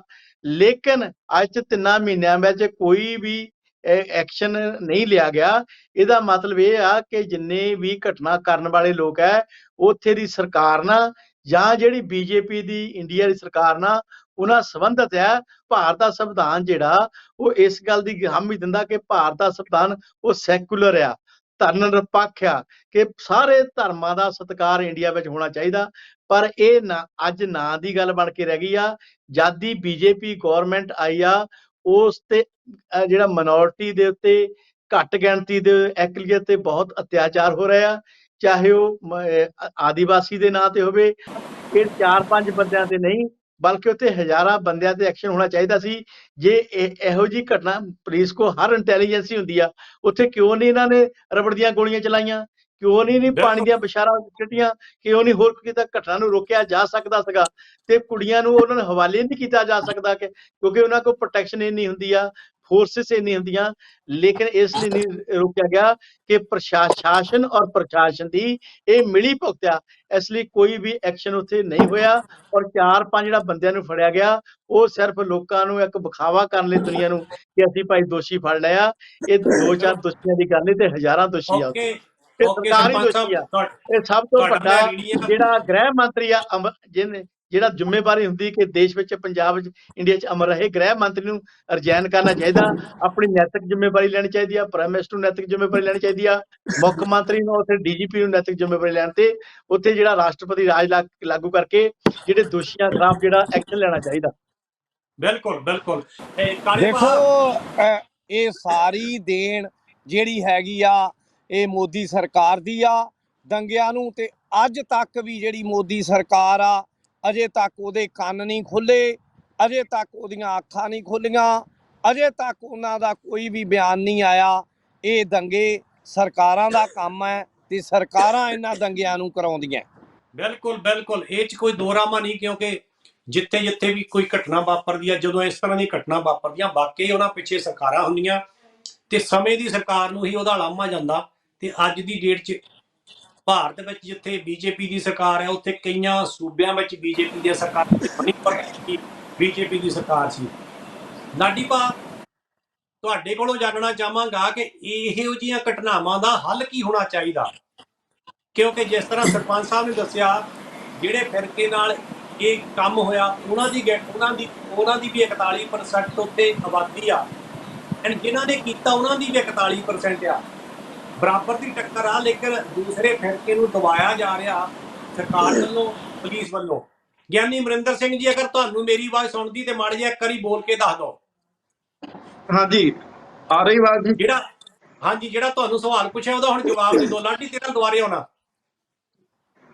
ਮੈਂ ਇਹ ਕਹਿ ਰਿਹਾ ਸੀ ਰਾਮੇਵਾਲ ਸਾਹਿਬ ਕਿ ਚਲੋ ਅਸੀਂ ਅੱਜ ਦੇ ਹਾਲਾਤ ਦੇ ਮੁਤਾਬਕ ਸਾਰੇ ਵਿਚਾਰ ਕਰਦੇ ਪਏ ਆ, ਪਰ ਇਹ ਜਿਹੜੀ ਤੇ ਜਦੋਂ ਵੀ ਅਸੀਂ ਘੱਟ ਗਿਣਤੀਆਂ ਦੀ ਗੱਲ ਕਰਦੇ ਆ ਤੇ ਉਸ ਵੇਲੇ ਇਹ ਸਾਨੂੰ ਦੇਖਣ ਨੂੰ ਜ਼ਰੂਰ ਮਹਿਸੂਸ ਹੁੰਦਾ ਹੈ ਕਿ ਜਿਹੜੀ ਸਮੇਂ ਦੀ ਸਰਕਾਰ ਹੁੰਦੀ ਹੈ, ਭਾਵੇਂ 1984 ਦੀ ਗੱਲ ਕੀਤੀ ਜਾਵੇ, ਉੱਥੇ ਵੀ ਜਿਹੜਾ ਸੀ ਉਹ ਕਤਲੇਆਮ ਕੀਤਾ ਗਿਆ। ਤੇ ਅੱਜ ਤੱਕ ਜਿਹੜੀ ਅਸੀਂ ਐਕਸ਼ਨ ਦੀ ਗੱਲ ਕਰਦੇ ਆ ਕਿ ਜਿਹੜੇ ਕੁਝ ਮੁਜਰਮ ਆ ਜਿਨ੍ਹਾਂ ਨੂੰ ਫੜਿਆ ਗਿਆ ਜਾਂ ਜਿਨ੍ਹਾਂ ਉੱਤੇ ਤਫਤੀਸ਼ ਦੀ ਗੱਲ ਕੀਤੀ ਜਾਂਦੀ ਆ ਕਿ ਉਹਨਾਂ ਉੱਤੇ ਕਾਨੂੰਨ ਲਾਗੂ ਕੀਤਾ ਜਾਵੇ, ਉਹਨਾਂ ਨੂੰ ਸਜ਼ਾਵਾਂ ਮਿਲਣੀਆਂ ਚਾਹੀਦੀਆਂ ਨੇ। ਪਰ ਇਹ ਜਿਹੜੀ ਘਟਨਾ ਮਣੀਪੁਰ ਦੇ ਵਿੱਚ ਵਾਪਰੀ ਆ, ਇਹ 2-4 ਬੰਦਿਆਂ ਦੀ ਘਟਨਾ ਨਹੀਂ, ਇਹ ਬਹੁ ਗਿਣਤੀ ਦੀ ਆ। ਇਸੇ ਤਰ੍ਹਾਂ ਹੀ ਬਿਲਕੁਲ ਜੇਕਰ ਥੋੜਾ ਪਿਛਲੇ ਸਮੇਂ ਦੇ ਵਿੱਚ ਵੇਖੋ ਤੇ 84 ਦੇ ਵਿੱਚ ਜਿਹੜੀ ਜੂਨ 84 ਦੇ ਵਿੱਚ ਘਟਨਾ ਵਾਪਰਦੀ ਆ, ਫਿਰ ਨਵੰਬਰ ਦੇ ਵਿੱਚ ਵਾਪਰਦੀਆਂ ਨੇ, ਉਹਨਾਂ ਦੇ ਵਿੱਚ ਵੀ ਕੁਝ ਬੰਦਿਆਂ ਦੀ ਨਿਸ਼ਾਨਦੇਹੀ ਕੀਤੀ ਜਾਂਦੀ ਆ ਤੇ ਬਾਅਦ ਵਿੱਚ ਬਿਲਕੁਲ ਉਹਨਾਂ ਨੂੰ ਜਿਵੇਂ ਬਰੀ ਕਰ ਦਿੱਤਾ ਜਾਂਦਾ ਜਾਂ ਗਵਾਹ ਜਿਹੜੇ ਨੇ ਉਹ ਆਪਣੀ ਜ਼ਿੰਦਗੀ ਭੋਗ ਕੇ ਚਲੇ ਜਾਂਦੇ ਨੇ, ਪਰ ਉਹ ਉਸੇ ਦੀ ਤਰ੍ਹਾਂ ਆਪਣੀ ਨਾਰਮਲ ਲਾਈਫ ਜਿਉਂਦੇ ਨੇ ਤੇ ਉਹਨਾਂ ਨੂੰ ਕੋਈ ਵੀ ਸਜ਼ਾਵਾਂ ਨਹੀਂ ਮਿਲਦੀਆਂ। ਇਹ ਸਰਕਾਰਾਂ ਜਿਹੜੀਆਂ ਨੇ, ਭਾਵੇਂ ਉਹ ਕਾਂਗਰਸ ਸਰਕਾਰ ਸੀ, ਭਾਵੇਂ ਅੱਜ ਬੀਜੇਪੀ ਦੀ ਸਰਕਾਰ ਆ, ਅਸੀਂ ਅਸਤੀਫਿਆਂ ਦੀ ਮੰਗ ਕਰੀਏ, ਭਾਵੇਂ ਅਮਿਤ ਸ਼ਾਹ ਤੋਂ ਮੰਗੀਏ ਕਿ ਉਹ ਗ੍ਰਹਿ ਮੰਤਰੀ ਨੇ, ਭਾਵੇਂ ਅਸੀਂ ਪ੍ਰਧਾਨ ਮੰਤਰੀ ਨਰਿੰਦਰ ਮੋਦੀ ਤੋਂ ਮੰਗੀਏ, ਪਰ ਇਹ ਸਾਡੀਆਂ ਕੇਵਲ ਮੰਗਾਂ ਹੀ ਹੋਣਗੀਆਂ। ਕਿਉਂਕਿ ਜੇਕਰ ਇਹੋ ਜਿਹੀਆਂ ਘਟਨਾਵਾਂ ਵਾਪਰਦੀਆਂ ਨੇ ਤੇ ਉਹਨਾਂ ਦੇ ਪਿੱਛੇ ਜਿਹੜੀ ਆ ਸ਼ੈ ਵੀ ਇੰਨਾ ਹੀ ਰਾਜਸੀ ਲੋਕਾਂ ਦੀ ਹੁੰਦੀ ਆ, ਜਿਹੜੇ ਨਾ ਤੇ ਇਨਸਾਫ ਦੇਣਾ ਚਾਹੁੰਦੇ ਨੇ ਤੇ ਨਾ ਹੀ ਇਨਸਾਫ ਕਰਨਾ ਚਾਹੁੰਦੇ ਆ। ਇਸ ਕਰਕੇ ਜਿਹੜਾ ਵਾ ਇਹ ਪਿਛਲੇ ਲੰਮੇ ਸਮੇਂ ਤੋਂ ਹੀ ਇਹ ਘਟਨਾਕ੍ਰਮ ਚੱਲਦੇ ਆਉਂਦੇ ਨੇ। ਇੱਕਾ ਦੁੱਕਾ ਘਟਨਾਕ੍ਰਮ ਥੋੜੇ ਸਮੇਂ ਬਾਅਦ ਇਹ ਕਰਦੇ ਰਹਿੰਦੇ ਨੇ। ਮੈਂ ਰੀਣੀ ਆ ਤੁਹਾਡਾ ਗਿਆਨੀ ਜੀ ਕਿ ਤੁਸੀਂ ਕੋਸ਼ਿਸ਼ ਕਰਦੇ ਰਹੇ ਜੁਆਇਨ ਕਰ ਲਈ, ਸੋ ਐਂਡ ਤੇ ਸਫਲ ਹੋ ਗਏ। ਸੋ ਮੈਂ ਧੰਨਵਾਦ ਕਰਦਾ। ਲਾਡੀ ਭਾ, ਤੁਹਾਡੇ ਕੋਲੋਂ ਜਾਣਨਾ ਚਾਹਾਂਗਾ ਕਿ ਇਹੋ ਜਿਹੀਆਂ ਘਟਨਾਵਾਂ ਦਾ ਹੱਲ ਕੀ ਹੋਣਾ ਚਾਹੀਦਾ। ਜਿਸ ਤਰ੍ਹਾਂ ਮੈਂ ਪਹਿਲਾਂ ਦੱਸਿਆ ਸੀਗਾ 41% ਆ ਜਿਨ੍ਹਾਂ ਨਾਲ ਇਹ ਘਟਨਾ ਵਾਪਰੀ, 41% ਆ ਜਿਨ੍ਹਾਂ ਨੇ ਇਹਨੂੰ ਅੰਜਾਮ ਦਿੱਤਾ। ਕੀ ਕਹਿਣਾ ਚਾਹੁੰਦੇ ਲਾਡੀ ਜੀ? ਮੈਨੂੰ ਲੱਗਦਾ ਹੁਣ ਗਿਆਨੀ ਅਮਰਿੰਦਰ ਸਿੰਘ ਜੀ ਆ ਗਏ ਤੇ ਲਾਡੀ ਜੀ ਫਰੀਜ ਹੋ ਗਏ। ਸਰਪੰਚ ਸਾਹਿਬ ਤੁਸੀਂ ਦੱਸ ਦਿਓ ਹੱਲ ਕੀ ਹੋਣਾ ਇਹਨਾਂ ਦਾ ਚਾਹੀਦਾ। ਹੱਲ ਇਹ ਹੈ ਕਿ ਕਾਨੂੰਨ ਦੇ ਮੁਤਾਬਕ ਜਿਹੜੇ ਬੰਦੇ ਗਲਤ ਆ ਉਹਨਾਂ ਤੇ ਐਕਸ਼ਨ ਲਿਆ ਜਾਵੇ, ਔਰ ਕਾਨੂੰਨ ਦੇ ਮੁਤਾਬਕ ਕਿਸੇ ਨੂੰ ਵੀ ਜਿਹੜਾ ਉਹ ਇਜਾਜ਼ਤ ਦਿੱਤੀ ਜਾਵੇ ਕਿ ਉਹ ਅਤਿਆਚਾਰ ਕਰ ਸਕੇ। ਔਰ ਹਰ ਇਨਸਾਨ, ਚਾਹੇ ਉਹ ਘੱਟ ਗਿਣਤੀ ਦਾ, ਚਾਹੇ ਉਹ ਕਿਸੇ ਵੀ ਧਰਮ ਨਾਲ ਬਿਲੋਂਗ ਕਰਦਾ, ਅਤਿਆਚਾਰ ਨਹੀਂ ਹੋਣਾ ਚਾਹੀਦਾ। ਕਾਨੂੰਨ ਮੁਤਾਬਕ ਐਕਸ਼ਨ ਹੋਵੇ, ਕੋਈ ਵੀ ਨਹੀਂ ਕਰੇਗਾ। ਲੇਕਿਨ ਜਦੋਂ ਪਾਰਸ਼ੈਲਿਟੀ ਹੁੰਦੀ ਆ ਕਿ ਅਸੀਂ ਸਾਡੇ ਆ ਦੂਸਰੇ ਆ, ਉਦੋਂ ਇਹ ਅਤਿਆਚਾਰ ਨਹੀਂ ਰੁਕਣੇ। ਸਖਤ ਕਾਨੂੰਨ ਬਣੇ, ਸਖਤ ਸਜ਼ਾਵਾਂ ਹੋਣ। ਕਾਨੂੰਨ ਹੈਗੀਆਂ, ਲੇਕਿਨ ਕਾਨੂੰਨ ਅੱਜ ਵੀ ਭਾਰਤ ਦੇ ਕੋਲ ਹੈਗਾ, ਸੰਵਿਧਾਨ ਹੈਗਾ, ਲੇਕਿਨ ਕਾਨੂੰਨ ਨੂੰ ਲਾਗੂ ਕਰਨ ਵਾਲੇ ਬੇਈਮਾਨ ਆ। ਚਾਹੇ ਉਹ ਜੱਜ ਹੋਣ, ਜੱਜ ਵੀ ਵਿਕਦੇ ਆ, ਜੱਜ ਵੀ ਅਪੁਆਇੰਟ ਕੀਤੇ ਆ ਇਹਨਾਂ ਨੇ, RSS ਨੇ, BJP ਨੇ ਅਪੁਆਇੰਟ ਕਰਦੀ ਆ। ਜਿਹੜੇ DGP ਲਾਉਂਦੇ ਬੜੇ ਅਫਸਰ ਆ, ਉਹ ਵੀ ਉਹਨਾਂ ਦੇ ਆ। ਸਾਨੂੰ ਚਾਹੀਦਾ ਕਿ ਇਮਾਨਦਾਰ ਅਫਸਰ, ਜਿਹੜੀ ਬਿਊਰੋਕ੍ਰੇਸੀ ਇਮਾਨਦਾਰ ਹੋਵੇ, ਜਿਹੜੇ ਦੂਸਰੇ ਲੀਡਰ ਇਮਾਨਦਾਰ ਹੋਣ, ਉਹ ਸੰਵਿਧਾਨ ਦੇ ਮੁਤਾਬਕ ਕੰਮ ਕਰਨ, ਤਾਂ ਇਹ ਰੋਕ ਸਕਦੇ ਆ। ਜਿੰਨੀ ਦੇਰ ਤੱਕ ਇਹ ਪਾਰਸ਼ੈਲਿਟੀ ਆ, ਮੈਨੂੰ ਨਹੀਂ ਲੱਗਦਾ, ਮੈਂ ਤਾਂ ਇੱਕੋ ਇਹਦਾ ਹੱਲ ਦੱਸਦਾ ਕਿ ਜਿੰਨੀ ਜਲਦੀ ਹੋ ਸਕੇ ਇਹ BJP ਨੂੰ ਦੇਸ਼ ਤੋਂ ਬਾਹਰ ਕਰ ਦੇਣਾ ਚਾਹੀਦਾ, ਹਰਾ ਕੇ ਇਹਨਾਂ ਨੂੰ BJP ਨੂੰ ਥੱਲੇ ਗੱਦੇ ਲਾਉਣਾ ਚਾਹੀਦਾ। ਉਨੀ ਦੇਰ ਕੋਈ ਹੱਲ ਹੋਣ ਦੀ ਉਮੀਦ ਨਹੀਂ ਜਿੰਨੀ ਦੇਰ ਜਿਹੜੀ BJP ਆ, ਜਿਹਦੇ ਪਿੱਛੇ RSS ਆ। ਹੱਲ ਇਹ ਹੀ ਆ ਕਿ ਦੇਸ਼ ਦੀਆਂ ਸਾਰੀਆਂ ਘੱਟ ਗਿਣਤੀਆਂ, ਦਲਿਤ, ਬੈਕਵਰਡ, ਜਿਹੜੇ ਇਨਸਾਨੀਅਤ ਸੋਚ ਰੱਖਣ ਵਾਲੇ ਲੋਕ ਆ, ਉਹਨਾਂ ਨੂੰ ਇੱਕ ਪਲੇਟਫਾਰਮ ਤੇ ਇਕੱਠੇ ਹੋ ਕੇ ਇਹ ਜਿਹੜੀ ਮੋਦੀ ਇਹ ਜਿਹੜੀ BJP ਸਰਕਾਰ ਆ, ਇਹਨੂੰ ਚੱਲਦੇ ਕਰ ਦੇਣਾ ਚਾਹੀਦਾ। ਜਿੰਨੀ ਦੇਰ ਇਹ ਸਰਕਾਰ ਆ, ਉਨੀ ਦੇਰ ਕੋਈ ਆਸ ਨਹੀਂ ਕੀਤੀ ਜਾ ਸਕਦੀ। ਬਾਕੀ ਸੰਵਿਧਾਨ ਮੁਤਾਬਕ, ਸੰਵਿਧਾਨ ਜਿਹੜਾ ਮੁਤਾਬਕ ਹਰ ਜਿਹੜਾ ਉਹ ਅਫਸਰ ਕੰਮ ਕਰੇ। ਜਿਹੜਾ ਅਫਸਰ ਸੰਵਿਧਾਨ ਮੁਤਾਬਕ ਕੰਮ ਨਹੀਂ ਕਰਦਾ, ਕਾਨੂੰਨ ਦਾ ਕੰਮ ਨਹੀਂ ਕਰਦਾ, ਉਹਨੂੰ ਡਿਸਮਿਸ ਕਰਕੇ ਘਰ ਭੇਜਣਾ ਚਾਹੀਦਾ। ਔਰ ਉਹਦੀ ਜਿਹੜੀ ਬਾਕੀ ਦੀ ਨਾ ਉਹਨੂੰ ਪੈਨਸ਼ਨ ਮਿਲਣੀ ਚਾਹੀਦੀ ਆ, ਨਾ ਉਹਦੀ ਅਪੀਲ ਦੀ ਸੁਣਨੀ ਚਾਹੀਦੀ ਆ। ਉਨੀ ਦੇਰ ਤੱਕ ਅਤਿਆਚਾਰ ਹੁੰਦੇ ਰਹਿਣਗੇ। ਅਤਿਆਚਾਰ ਤਾਂ ਹੋਣਗੇ, ਸਾਨੂੰ ਅਵੇਅਰਨੈਸ ਆਵੇ। ਔਰ ਜਿਹੜੀ RSS ਨੂੰ ਸਾਨੂੰ ਦੇਸ਼ ਦੇ ਵਿੱਚੋਂ ਬੈਨ ਕਰਕੇ ਬਾਹਰ ਕੱਢਣਾ ਪਊਗਾ, ਬੀਜੇਪੀ ਨੂੰ ਬਾਹਰ ਕੱਢਣਾ ਪਊਗਾ। ਜਿੰਨੀ ਦੇਰ ਦੇਸ਼ ਦੇ ਵਿੱਚ ਆਰਐਸਐਸ ਔਰ ਓਕੇ ਬੀਜੇਪੀ ਆ, ਉਨੀ ਉਮੀਦ ਨਹੀਂ ਰੱਖੀ ਜਾ ਸਕਦੀ। ਸਰਪੰਚ ਸਾਹਿਬ ਦੁਆਰੇ ਤੁਹਾਡਾ ਲਾਵਾਂਗਾ। ਲਾਡੀ ਭਾ ਤੁਹਾਨੂੰ ਆਵਾਜ਼ ਸੁਣਦੀ ਨਾ? ਜੀ ਜੀ ਜੀ ਜਿਹੜਾ ਤੁਹਾਨੂੰ ਸਵਾਲ ਪੁੱਛਿਆ ਸੀ ਉਹਦਾ ਜਵਾਬ ਦੇ ਅੱਗੇ ਤੇਰੀ ਆਵਾਜ਼ ਨਹੀਂ ਸੀ ਆਉਂਦੀ। ਜੀ ਰਾਮੇਵਾਲ ਸਾਹਿਬ, ਬਿਲਕੁਲ ਮੈਂ ਉਸੇ ਸਵਾਲ ਦਾ ਜਵਾਬ ਤੁਹਾਨੂੰ ਦੇ ਰਿਹਾ ਕਿ ਦੇਸ਼ ਦੇ ਵਿੱਚ ਜੇ ਕਾਨੂੰਨ ਨਾਂ ਦੀ ਵਿਵਸਥਾ ਹੈ ਜਾਂ ਕਾਨੂੰਨ ਹੈ, ਤਾਂ ਸਭ ਤੋਂ ਪਹਿਲਾਂ ਮੈਂ ਤੁਹਾਨੂੰ ਪਹਿਲਾਂ ਵੀ ਗੱਲ ਦੱਸਿਆ ਸੀ ਕਿ ਇਨਸਾਨ ਪੁਲਿਸ ਦੇ ਕੋਲ ਇਨਸਾਫ ਮੰਗਣ ਲਈ ਜਾਂਦਾ। ਪੁਲਿਸ ਦੇ ਵਿੱਚ ਛੋਟੇ ਰੈਂਕ ਤੋਂ ਲੈ ਕੇ ਸਿਪਾਹੀ ਰੈਂਕ ਤੋਂ ਲੈ ਕੇ ਡੀਜੀਪੀ ਤੱਕ, ਜਿੱਦਾਂ ਇੱਕ ਛੋਟਾ ਸਿਪਾਹੀ ਹੋ ਗਿਆ, ਹੌਲਦਾਰ, ਏਐਸਆਈ, ਸਬ ਇੰਸਪੈਕਟਰ, ਇੰਸਪੈਕਟਰ, ਇਹ ਜਿਹੜੇ ਕਿ ਥਾਣੇ ਦੇ ਵਿੱਚ ਤੈਨਾਤ ਵਾਲੀਆਂ ਪੋਸਟਾਂ ਨੇ, ਜਿਹੜੇ ਇੱਕ ਥਾਣੇ ਦੇ ਵਿੱਚ। ਤੇ ਪਹਿਲਾਂ ਸਭ ਤੋਂ ਪਹਿਲਾਂ ਬੰਦਾ ਜਾਊਗਾ ਕਿੱਥੇ? ਥਾਣੇ, ਪੁਲਿਸ ਦੇ ਲਾਗੇ ਪੁਲਿਸ ਸਟੇਸ਼ਨ 'ਚ ਜਾਊਗਾ। ਉਸ ਤੋਂ ਬਾਅਦ ਦੇ ਵਿੱਚ ਇੱਕ ਉੱਥੇ ਦੀ ਤਹਿਸੀਲ ਹੋਊਗੀ, ਉਹਦਾ ਵਿੱਚ ਸਬ ਡਿਵੀਜ਼ਨ ਦੇ ਵਿੱਚ ਇੱਕ ਡੀਐਸਪੀ ਹੋਊਗਾ ਤੇ ਜ਼ਿਲ੍ਹੇ ਦੇ ਵਿੱਚ ਇੱਕ ਐਸਐਸਪੀ ਹੋਊਗਾ। ਇਹ ਜਿਹੜੇ ਸਾਰੇ ਦੇ ਸਾਰੇ ਤਲਬ ਕਰ ਲੈਣੇ ਚਾਹੀਦੇ ਨੇ। ਸਭ ਤੋਂ ਪਹਿਲਾਂ ਐਸਐਚਓ ਜਿਹੜਾ ਉੱਥੇ ਆ, ਫਿਰ ਉਸ ਤੋਂ ਬਾਅਦ ਡੀਐਸਪੀ, ਸਬ ਡਿਵੀਜ਼ਨ ਦਾ ਮਾਲਕ ਆ ਨਾ। ਸਬ ਡਿਵੀਜ਼ਨ ਜਿਹੜੀ ਤਹਿਸੀਲ ਦੇ ਵਿੱਚ ਇਹ ਘਟਨਾ ਵਾਪਰੀ, ਉੱਥੇ ਐਸਡੀਐਮ ਵੀ ਹੈਗਾ, ਠੀਕ ਹੈ ਜੀ, ਉਹ ਵੀ ਪੀਸੀਐਸ ਦਾ ਡਿਟੈਕਟਿਵ ਅਫਸਰ ਆ, ਉਹ ਵੀ ਉੱਥੇ ਤਹਿਸੀਲ ਦਾ ਮਾਲਕ ਆ, ਜ਼ਿੰਮੇਵਾਰ ਆ, ਠੀਕ ਹੈ ਕਿ ਸਾਰੇ ਦੇ ਸਾਰੇ ਤਲਬ ਕਰ ਲੈਣੇ ਚਾਹੀਦੇ ਆ। ਇਹਨਾਂ ਤੇ ਬਕਾਇਦਾ ਤੌਰ ਤੇ ਜਿੰਨੇ ਨੇ ਉਹਨਾਂ ਤੇ ਐਫਆਈਆਰ ਦਰਜ ਕਰਕੇ ਇਹਨਾਂ ਨੂੰ ਮੁਅੱਤਲ ਕਰਕੇ ਜੋ ਬਣਦੀ ਕਾਰਵਾਈ, ਅਗਲੇਰੀ ਕਾਰਵਾਈ ਕਰਨੀ, ਉਹ ਇਹਨਾਂ ਨੂੰ ਕਰਨੀ ਚਾਹੀਦੀ ਹੈ, ਠੀਕ ਹੈ ਕਿ ਨਹੀਂ ਤੇ ਇਦਾਂ ਦੇ ਹਾਲਾਤ ਜੇ ਹੋਣ ਲੱਗ ਪਏ। ਹਾਂ, ਉਹ ਲੋਕੀ ਹੁਣ ਇਨਸਾਫ ਲੈਣ ਲਈ ਭਾਰਤ ਦੇ ਵਿੱਚ, ਜੇ ਭਾਰਤ ਦੇ ਵਿੱਚ ਕਿਸੇ ਨਾਲ ਇਹ ਚੀਜ਼ ਹੋਈ ਹੈ, ਇਨਸਾਫ ਲੈਣ ਲਈ ਹੁਣ ਕਿਤੇ ਬਾਹਰ ਅਮਰੀਕਾ ਨਹੀਂ ਜਾਣਗੇ ਜਾਂ ਯੂਐਨਓ ਕੋਲ ਨਹੀਂ ਜਾਣਗੇ ਹੈਗੇ, ਉਹ ਭਾਰਤ ਦੀਆਂ ਅਦਾਲਤਾਂ ਨੇ ਇਨਸਾਫ ਦੇਣਾ ਆ। ਇਹ ਇਹਨਾਂ ਨੂੰ ਦੇਣਾ ਪੈਣਾ ਇਨਸਾਫ, ਠੀਕ ਹੈ ਜੀ। ਜੇ ਬੀਜੇਪੀ ਨੇ ਉੱਥੇ ਦੇਸ਼ ਦੀ ਕੁਰਸੀ ਇਹਨਾਂ ਦੇ ਕੋਲ ਆ, ਤਾਂ ਇਹਨਾਂ ਨੂੰ ਇਹ ਨਹੀਂ ਨਜ਼ਰ ਆਈ ਹੈਗੀ ਵੀ ਆਹ ਮਨੀਪੁਰ ਦੇ ਵਿੱਚ ਆਹ ਘਟਨਾ ਵਾਪਰੀ ਆ। ਬਿਲਕੁਲ ਬਿਲਕੁਲ ਬਿਲਕੁਲ, ਮੈਂ ਰਿਣੀ ਆ ਤੁਹਾਡਾ ਇੱਕ ਗਿਆਨੀ ਅਮਰਿੰਦਰ ਸਿੰਘ ਜੀ, ਕਿਉਂਕਿ ਸਰਕਾਰਾਂ ਹਮੇਸ਼ਾ ਨਹੀਂ ਰਹਿੰਦੀਆਂ। ਜੇ ਪਹਿਲਾਂ ਕਾਂਗਰਸ ਵਾਲੇ ਇਹ ਗੱਲ ਕਹਿੰਦੇ ਸੀ ਕਿ ਅਸੀਂ ਹਿੰਦੂ ਤਬਕੇ ਨੂੰ ਵੀ ਨਾਲ ਰੱਖਿਆ, ਅਸੀਂ ਮੁਸਲਮਾਨ ਤਬਕੇ ਨੂੰ ਵੀ ਨਾਲ ਰੱਖਿਆ, ਅਸੀਂ ਦਲਿਤ ਭਾਈਚਾਰਾ ਵੀ ਨਾਲ ਰੱਖਿਆ, ਤੇ ਅਸੀਂ ਸਰਕਾਰ ਇੰਨਾ ਚਿਰ ਭਾਰਤ ਵਿੱਚ ਬਣਾਈ ਰੱਖੀ, ਤੇ ਅੱਜ ਬੀਜੇਪੀ ਵਾਲੇ ਇਹ ਕਹਿੰਦੇ ਆ ਕਿ ਹਿੰਦੂ ਵੋਟ ਜਿਹੜੀ ਉਹ ਭਾਰਤ ਵਿੱਚ ਸਭ ਤੋਂ ਜ਼ਿਆਦੀ ਆ, ਅਸੀਂ ਉਹਨਾਂ ਨੂੰ ਰੱਖ ਕੇ ਸਰਕਾਰ ਚਲਾਉਣਾ ਚਾਹੁੰਦੇ ਆ। ਕੀ ਤੁਹਾਨੂੰ ਲੱਗਦਾ ਕਿ ਬੜਾ ਸਮਾਂ ਇਸ ਤਰ੍ਹਾਂ ਚੱਲਦਾ ਰਹੇਗਾ ਕਿ ਨਹੀਂ ਚੱਲੇਗਾ? ਕਿਉਂਕਿ ਹਮੇਸ਼ਾ ਕਿਸੇ ਦੀ ਇੱਕ ਦੀ ਤਾਕਤ ਨਹੀਂ ਰਹਿੰਦੀ। ਰਾਮੇਵਾਲ ਸਾਹਿਬ, ਜਿਹੜੀ ਕਾਂਗਰਸ ਪਾਰਟੀ ਸੀ ਉਹ ਬਿਲਕੁਲ ਜਿਵੇਂ ਕਹਿ ਸਕੋ ਕਿ ਇੱਕ ਪੋਲੀਟੀਕਲ ਪਾਰਟੀ ਸੀ। ਉਹਨਾਂ ਦਾ ਰਾਜ ਕਰਨ ਦਾ ਢੰਗ ਜਿਹੜਾ ਸੀ ਉਹ ਪੋਲੀਟੀਕਲ ਬੇਸ ਦੇ ਉੱਤੇ ਜਿਹੜਾ ਸੀ ਉਹ ਡਿਪੈਂਡ ਕਰਦਾ ਸੀ ਕਿ ਪੋਲੀਟੀਕਲ ਟਾਈਪ ਦੇ ਨਾਲ ਉਹਨਾਂ ਨੇ ਸਰਕਾਰ ਚਲਾਈ ਤੇ ਲੰਮਾ ਸਮਾਂ ਉਹਨਾਂ ਨੇ ਰਾਜ ਕੀਤਾ। ਜਿਹੜੀ ਬੀਜੇਪੀ ਸਰਕਾਰ ਆ, ਇਹ ਇਕੱਲੀ ਪੋਲੀਟੀਕਲ ਪਾਰਟੀ ਨਹੀਂ ਕਹਿ ਸਕਦੇ। ਇਹਨਾਂ ਦੇ ਪਿੱਛੇ ਜਿਹੜਾ ਹਿੰਦੂ ਧਰਮ ਦੀ ਜਿਹੜੀ ਉਹਨਾਂ ਦੀ ਸ਼ਾਖਾ ਆਰਐਸਐਸ ਜਿਹੜੀ ਹੈਗੀ ਆ, ਉਹ ਖਲੋਤੀ ਹੋਈ ਆ। ਔਰ ਇਹਨੂੰ ਡੇਗਣ ਦੇ ਵਾਸਤੇ ਸਾਨੂੰ ਬੜੇ ਧਿਆਨ ਦੇ ਨਾਲ ਇਹਨਾਂ ਦੀ ਜਿਹੜੀ ਨੀਤੀ ਆ ਉਹਨੂੰ ਸਮਝਣਾ ਪਵੇਗਾ। ਇਹਨਾਂ ਦੀ ਜਿਹੜਾ ਨੈਰੇਟਿਵ ਨੂੰ ਨਾ ਸਮਝਣ ਦੀ ਰਾਮੇਵਾਲ ਸਾਹਿਬ ਲੋੜ ਆ। ਸੋ ਇਹ ਸਾਨੂੰ ਬਿਲਕੁਲ ਸਮਝਣ ਦੀ ਲੋੜ ਆ। ਇਹ ਗੱਲ ਬਿਲਕੁਲ ਠੀਕ ਆ ਕਿ ਹਰ ਕੋਈ ਵੀ ਬੁਰਾਈ ਜਨਮ ਲੈਂਦੀ ਆ ਤੇ ਉਹਦਾ ਅੰਤ ਜ਼ਰੂਰ ਹੁੰਦਾ ਹੈ। ਭਾਵੇਂ ਬੀਜੇਪੀ ਦੀ ਸਰਕਾਰ ਸੀ, ਭਾਵੇਂ ਕਾਂਗਰਸ ਦੀ ਸਰਕਾਰਾਂ ਰਹੀਆਂ, ਇੱਕ ਨਾ ਇੱਕ ਦਿਨ ਜਦੋਂ ਇਹ ਅੰਤ ਤੱਕ ਪਹੁੰਚ ਜਾਂਦੇ ਨੇ, ਜਿਵੇਂ ਕਹਿੰਦੇ ਨੇ ਮੱਛੀ ਜਿਹੜੀ ਆ ਉਹ ਪੱਥਰਾਂ ਨੂੰ ਚੱਟ ਕੇ ਵਾਪਸ ਜ਼ਰੂਰ ਆਉਂਦੀ ਆ, ਇਹਨਾਂ ਦਾ ਵੀ ਅੰਤ ਜ਼ਰੂਰ ਆਵੇਗਾ। ਪਰ ਸਾਨੂੰ ਜਿਹੜੇ ਦੇਸ਼ ਦੇ ਲੋਕ ਨੇ, ਹਿੰਦੁਸਤਾਨ ਦੀ ਜਨਤਾ ਜਿਹੜੀ ਆ, ਉਹਨਾਂ ਨੂੰ ਇਹ ਗੱਲ ਸਮਝਣੀ ਪਵੇਗੀ ਕਿ ਇਹ ਸਾਨੂੰ ਕਿਹੜੇ ਤਰੀਕੇ ਨਾਲ ਚਲਾਉਂਦੇ ਪਏ ਨੇ, ਇਹ ਸਾਨੂੰ ਆਪਸ ਦੇ ਵਿੱਚ ਲੜਾਉਂਦੇ ਪਏ ਨੇ।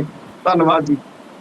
ਬਿਲਕੁਲ ਬਿਲਕੁਲ, ਇਹ 'ਚ ਕੋਈ ਕਾਲੇ ਭਾ ਤੁਹਾਡੇ ਕੋਲੋਂ ਜਾਣਨਾ ਚਾਹਾਂਗਾ, ਦੋਨਾਂ ਕੋਲੋਂ, ਕਿ ਆਪਾਂ ਹੁਣ ਤੱਕ ਇਹ ਗੱਲ ਕਹਿੰਦੇ ਆਏ ਆ ਕਿ ਪਾੜੋ ਤੇ ਰਾਜ ਕਰੋ ਦੀ ਨੀਤੀ ਜਿਹੜੀ ਸੀ ਉਹਨੂੰ ਅੰਗਰੇਜ਼ਾਂ ਨੇ ਲਿਆਂਦਾ ਭਾਰਤ ਵਿੱਚ, ਉਹਨੂੰ ਕਾਂਗਰਸ ਨੇ ਅਪਣਾਇਆ, ਅੱਜ ਉਹਨੂੰ ਬੀਜੇਪੀ ਅਪਣਾ ਰਹੀ ਆ। ਲੇਕਿਨ ਹੁਣ ਤੱਕ ਉਹਦੇ ਤੇ ਕੋਈ ਕਾਮਯਾਬ ਨਹੀਂ ਹੋਇਆ ਕਿ ਮੁਗਲ ਆਏ ਜਾਂ ਅੰਗਰੇਜ਼ ਆਏ ਜਾਂ ਕਾਂਗਰਸ ਆਈ, ਅੱਜ ਤੱਕ ਉਹਨਾਂ ਦਾ ਵੀ ਰਾਜ ਚਲੇ ਗਿਆ ਤੇ ਬੀਜੇਪੀ ਦਾ ਵੀ ਜਾਵੇਗਾ। ਕੀ ਇਹ ਪਾੜੋ ਤੇ ਰਾਜ ਕਰੋ ਵਾਲੀ ਨੀਤੀ ਇੱਕ ਘਾਤਕ ਨਹੀਂ? ਕਿਉਂਕਿ ਪੰਜਾਬ ਭਾਰਤ ਵਿੱਚ ਅਨੇਕਾਂ ਕੌਮਾਂ ਵਸਦੀਆਂ, ਅਨੇਕਾਂ ਜਾਤਾਂ ਵਸਦੀਆਂ, ਅਨੇਕਾਂ ਫਿਰਕੇ ਵਸਦੇ।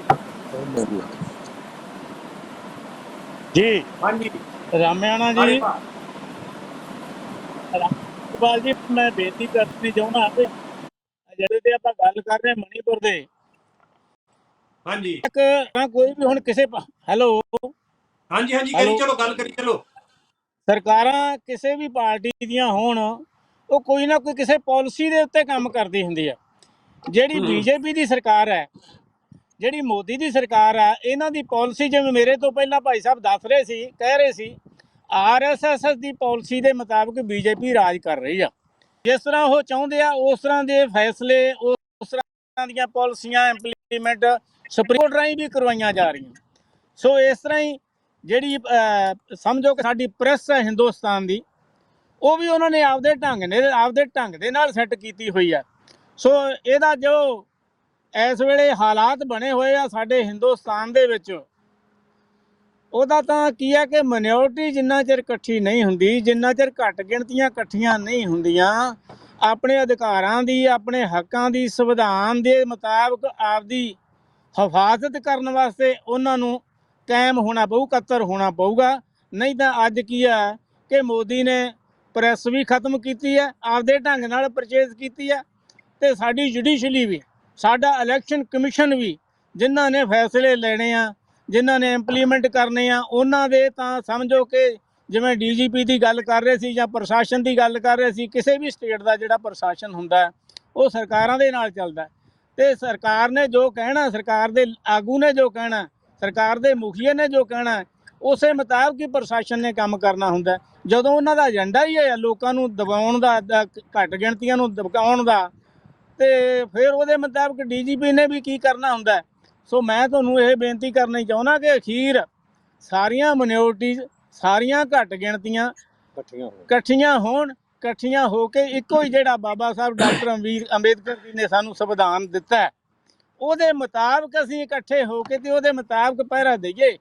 ਤਾਂ ਉਹ ਕਦੋਂ ਹੁੰਦਾ? ਉਹ ਜਦੋਂ ਸਾਨੂੰ ਉਹ ਜਿਹੜੀ ਤਾਕਤ ਮਿਲੀ ਆ ਵੋਟ ਦੀ, ਜਦੋਂ ਅਸੀਂ ਵੋਟ ਦੀ ਤਾਕਤ ਦਾ ਆਪਦਾ ਇਸਤੇਮਾਲ ਕਰਨਾ ਹੁੰਦਾ, ਉਦੋਂ ਇਹ ਸਾਨੂੰ ਆਪਦੀਆਂ ਪਾਲਿਸੀਆਂ, ਆਪਦੀਆਂ ਨੀਤੀਆਂ ਮੁਤਾਬਕ ਵੱਖਰੇ ਕਰ ਦਿੰਦੇ, ਧਰਮਾਂ 'ਚ ਬਾੜ ਦਿੰਦੇ, ਫਰਕ ਪਾ ਦਿੰਦੇ ਆ, ਧਰਮਾਂ ਮੁਤਾਬਕ ਇੱਕ ਦੂਜੇ ਦੇ ਫਿਰਕਿਆਂ ਨੂੰ ਲੜਾ ਦਿੰਦੇ ਆ।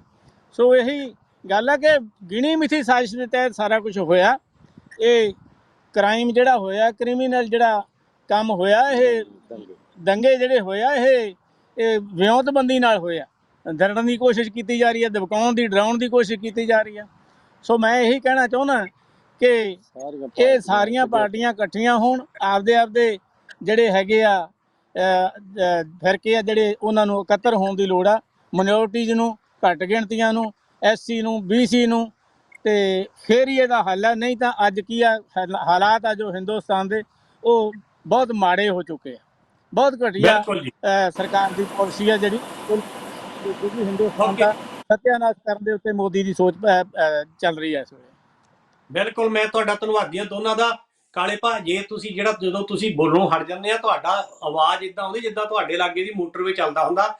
ਸੋ ਸਰਪੰਚ ਸਾਹਿਬ, ਮੈਂ ਤੇਰੇ ਕੋਲੋਂ ਜਾਣਨਾ ਚਾਹਾਂਗਾ, ਜਿਹੜਾ ਇੰਡੀਆ ਦਾ ਮੀਡੀਆ ਸੀਗਾ ਅੱਜ ਤੱਕ ਹੋਇਆ ਜਾਂ ਹੋਰ ਚੈਨਲ ਹੋਏ, ਉਹਨਾਂ ਨੇ ਉੱਥੇ ਸਾਰੇ ਪੈਸੇ ਤੋਂ ਨਹੀਂ ਲਿਆਂਦਾ, ਉਹਨੇ ਪ੍ਰੋਗਰਾਮ ਕੀਤੇ ਇਸ ਇਸ਼ੂ ਤੇ, ਲੇਕਿਨ ਉਹ ਵੀ ਇਹ ਗੱਲ ਕਹਿੰਦੇ ਰਹੇ ਕਿ ਰਾਜ ਸਭਾ ਵਿੱਚ ਤੇ ਪਾਰਲੀਮੈਂਟ ਵਿੱਚ ਅਸੀਂ ਮੋਦੀ ਸਰਕਾਰ ਇਹ ਤੇ ਗੱਲ ਕਰਨ ਨੂੰ ਤਿਆਰ ਆ। ਤੁਹਾਨੂੰ ਕੀ ਲੱਗਦਾ, ਤਿਆਰ ਸੀਗੀ ਜਾਂ ਨਹੀਂ?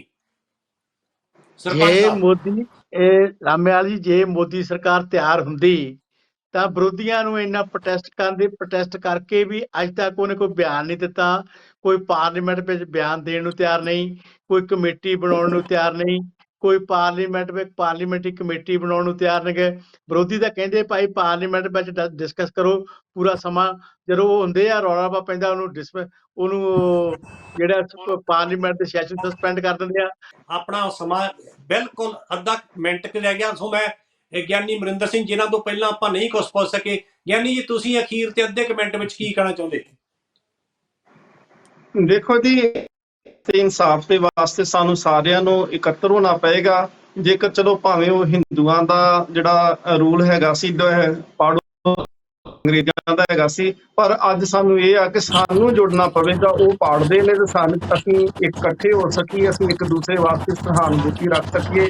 ਇਹ ਜੇਕਰ ਅੱਜ ਮਣੀਪੁਰ ਦੇ ਵਿੱਚ ਹੋਇਆ ਤੇ ਕੱਲ ਨੂੰ ਕਿਸੇ ਹੋਰ ਸਟੇਟ ਦੇ ਵਿੱਚ ਵੀ ਹੋ ਸਕਦਾ ਹੈ। ਸਾਨੂੰ ਆਪਣੇ ਹੱਕਾਂ ਦੇ ਵਾਸਤੇ ਖੁਦ ਲੜਨਾ ਪਵੇਗਾ, ਉਹਦੇ ਵਾਸਤੇ ਇਕੱਤਰ ਹੋਣਾ ਪਵੇਗਾ। ਉਹਦੇ ਵਾਸਤੇ ਅੱਗੇ ਇਲੈਕਸ਼ਨ ਜਿਹੜੀ ਆ 24 ਦੇ ਵਿੱਚ ਆ ਜਾਣੀ ਆ MP ਦੀ, ਉਹਦੇ ਵਾਸਤੇ ਸਾਨੂੰ ਹੁਣ ਤੋਂ ਤਿਆਰੀ ਕਰਨੀ ਚਾਹੀਦੀ ਹੈ। ਲੋਕਾਂ ਨੂੰ ਜਾਗਰੂਕ ਕਰਨਾ ਚਾਹੀਦਾ ਹੈ ਕਿ BJP ਸਰਕਾਰ ਨੇ ਪਿਛਲੇ 10 ਸਾਲਾਂ ਦੇ ਵਿੱਚ ਕੀ ਕੁਝ ਕੀਤਾ, ਔਰ ਇਹਨਾਂ ਨੂੰ ਹੁਣ ਜਿਹੜਾ ਵਾ ਇਹਨਾਂ ਦਾ ਸਿਆਸਤ ਦਾ ਸਮਾਂ ਜਿਹੜਾ ਉਹ ਖਤਮ ਕਰਕੇ ਅਗਲੇ ਦਾ ਸਮਾਂ ਕਿਸੇ ਚੰਗੀ ਪਾਰਟੀਆਂ ਨੂੰ, ਕਿਸੇ ਚੰਗੇ ਉਮੀਦਵਾਰਾਂ ਨੂੰ ਦੇਣਾ ਚਾਹੀਦਾ ਹੈ।